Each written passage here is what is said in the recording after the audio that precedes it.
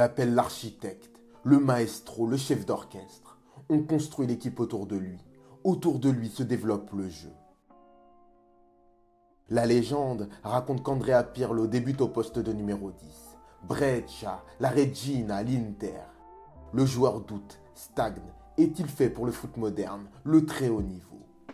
Pirlo, homme d'apparence réservée, dans la retenue, pudique, presque sans charisme apparent, tel un vieux croulant. Chétif, rachitique, qu'on pense casser en deux au moindre contact. Erreur, l'homme est fort, fier, tel la tortue, il arrive avant le lièvre. Pirlo, utilise tes faiblesses pour te battre. Ancelotti, coach du Milan, croit en lui, l'invite et invente pour lui le poste parfait. Manque de vitesse, pas grave. Manque d'agilité, pas grave. Manque de percussion, pas grave. Pirlo est un faux lent. Une longueur d'avance sur tout le monde. Une lecture claire et limpide du jeu, des mouvements. Un soleil pour ses coéquipiers. À Milan, le voici plus bas, meneur de jeu devant la défense, d'un 4-4-2 en losange, entouré de 2 costauds pour l'aider à la récupération. Le voilà sur orbite, sur son trône, telle la tour de contrôle milanaise. Sa mission, orienter, dicter le tempo, distribuer l'avant-dernière passe. Je cours, je long, la régalade.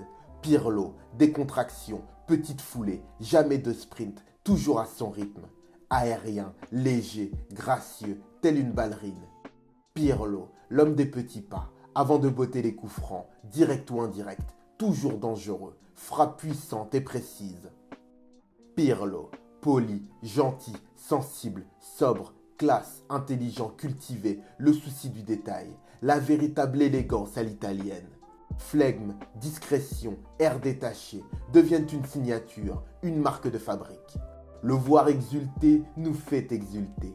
On savoure chaque seconde, chaque miette de joie. On le croit alors au sommet. Mais non. Milan, la fin d'une ère. La Juve, le début d'une nouvelle.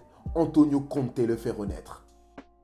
On ne parle plus de Pirlo comme un roi, mais comme d'un empereur, aux commandes d'un 3-5-2, cerveau de l'équipe, stratège, 2-8, encore à ses côtés pour le protéger. Mais cette fois, 2 hommes de couloir sur qui écarter, un faux numéro 9 à servir dans les pieds, un vrai buteur pour reprendre les coups de pied arrêtés.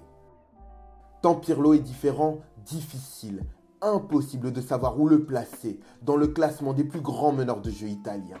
Mais il fait partie de ceux qui resteront à jamais gravés dans mon cœur et dans ma mémoire.